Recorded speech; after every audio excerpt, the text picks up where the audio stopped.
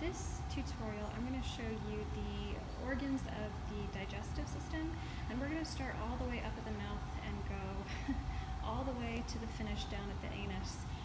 You don't actually have a description all the way through in your lab manual the way that I'm going to show it to you here right now, but I thought that this would be a helpful way to show all of the organs and all of the structures that you would find in that digestive system. So we're going to get started up here in the head. The first thing that I'm going to point out is number 1 right here. This is the hard palate. Number 2, it's a little bit hard to see that numbering, but number 2, that's the soft palate, making 2A right down here the uvula. Number 5, we're going to skip all the way down here. Number 5, it actually starts back here, but number 5 is the esophagus. Number 6, if we move down here, is obviously the stomach. And there are a couple of different features that you'll want to know. So first of all, you want to know the greater curvature. You want to know the lesser curvature. You're going to want to know the pyloric region with the pyloric sphincter. You'll also want to know rugae, and rugae is just all of these folds that you'll see in here. So they're all throughout. So from the stomach, we're going to go to the duodenum. We're going to go specifically to the small intestine in the duodenum section. So number 7 is the duodenum. From there, I'm going to move a little bit out of order, but this right here, it's labeled number 9. You can barely see the label number right there, but number 9, that is the common bile duct. So if we follow that up along this route, we come to structure number 10, which is the gallbladder. Number 11, I'm going to jump around a little bit. Number 11, which we can see, if I take this guy off. Number 11, this is our pancreas. You can see the head, the body, and the tail region. I've brought another example of the pancreas that's a little bit easier to see. So again, it's the head, the body, and the tail region. On the pancreas, we have the principal duct, which follows this route, so that's our principal duct. And right here we have the accessory duct.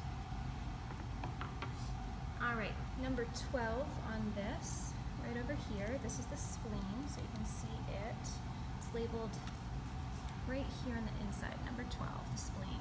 Number 13 is the liver, which is this entire structure. So I'm going to show you the lobes of this liver, and it's going to be a little bit potentially confusing when you're looking at this. Just remember that the liver would be situated in this fashion. One of the best ways to orient yourself is to remember that the right lobe of the liver is the biggest. So over here we have our right lobe. Over here we have the left lobe. Let me get to a different angle. So here's our left lobe, the right lobe. We have our quadrate lobe, which is right next to the gallbladder. So labeled number 6, labeled C on this structure is the quadrate lobe. And right down here, it actually doesn't have a number, but this lobe down here is our caudate lobe. I'll also point out the falciform ligament right here, which you could see from the front as well. So the falciform ligament would be coming down here as well. So that's the liver. It's got quite a few little structures to know. Moving on to number 14, we're going to jump on down here, or let's go back to 7. So 7 is again part of that small intestine with the duodenum. All of this structure in here is a continuation of that small intestine. So 14 is the small intestine, 14A is going to be the jejunum, 14B, if it starts down here, this is the ileum. So that means that 15, which is a little bit difficult to see the numbering, but here's 15. This is going to be our ileocecal junction. Some books call it the ileocecal valve, but we call it the ileocecal junction in this lab. Number 16 is the cecum. You can see that right here, the cecum, making number 17 the appendix. Number 18 is, there we go, number 18 is this entire structure. This is our large intestine. It's also called the colon. I prefer to call it the large intestine when you're talking about it as a whole, but when you're talking about the specific sections of it, I like to refer to them as parts of the colon. So first we have the cecum that we were talking about. Moving upward, we have the ascending colon. Over here, we have the transverse colon. As we come down this side, that's our descending colon, which takes us to the sigmoid colon over here.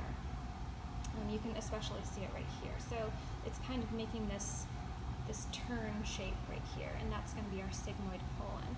That brings us down to structure number 19, which is the rectum, and then finally the anus.